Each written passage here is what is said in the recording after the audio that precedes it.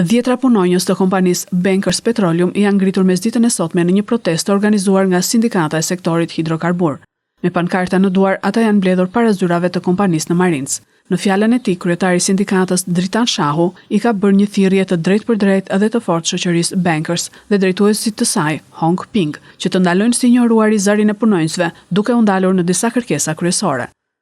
Pagat e ulta të merren në konsideratë të ketë një rritje për to, për pagat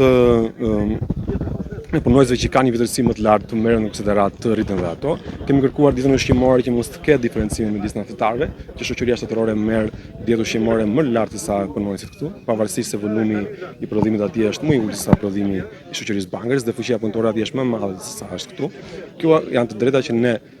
kemi konsultuar me punonjësit, kemi parë volumin e punës që bëhet, kemi parë tregun e pagave të punës në tregun se sa janë pagat sot në Shqipëri dhe kemi menduar dhe gjykuar që pagat e naftëtarëve do të jenë mbi mesataren dhe më lart se sa mesatarja. Dita 1 Maj është një ditë simbolike për punëtorët, sidomos për naftëtarët që janë përkas një industrie shumë vështirë, ju e shikoni vetë sa plurë, sa ambient dotës është këtu, dhe padyshim që këta njerëz duhet të dëgjohen. Nëse nuk do dëgjohen, siç u thash, ne do shohim të gjitha hapësirat ligjore për të kaluar në përshkallëzim derisa të merren